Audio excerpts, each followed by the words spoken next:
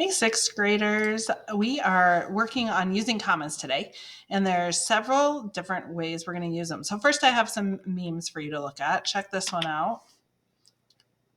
Talk with your table about your thoughts on this one. I hope you noticed where the comma is in this one. Now here's another one for you.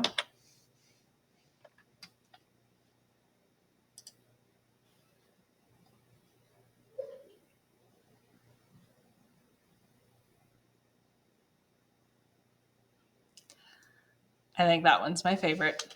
So using commas is very important so we're not psychos and because they're just important. So the four types of comma use that we're going to use today, we're going to look at dates, we're going to look at places, when we have a series, and when we are talking to people in our writing. So we have first with dates, and I think you guys know this, you've been doing this since you were a little kid. So Charlie Brown Christmas was first shown on TV on December 9th, 1965. Do you see the comma between the day of the month and the year? We use a comma there. You've known that for a long time.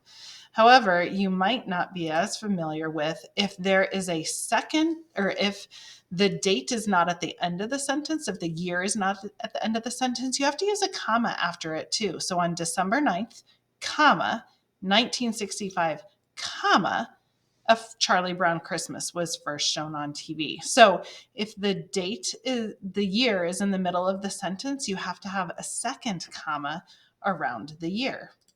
Next, we have places. And notice we have, and this is from this massive snowstorm that happened. So on November 19th, comma, 2022, comma, 77 inches of snow fell in Orchard Park, New York. You know that you should have a comma between the city and the state. You've been doing that for a long time. Here's a picture of the Buffalo Bills Stadium, which was in Orchard Park, New York, and then a guy who is snowblowing himself out of the 77 inches of snow. So between places, comma, between the city and the state. However, if you have the city and the state in the middle of the sentence, there's a second comma needed again on this one. Orchard Park, comma, New York, comma, received 77 inches of snow on November 19th, 1922. So there's that second comma again if the state is in the middle of the sentence. So the year in the middle of the sentence and the state in the middle of the sentence both have a comma after those as well. Then we're coming back to the series one. So this one should read, I like cooking, comma, my family, comma, and pets. So we're looking at in a series, when there's a series. So this one, some of the best Christmas characters are the Grinch, Rudolph, Frosty, and Santa. So you can see that we put commas in between them in those three places, and then we used the word and after that.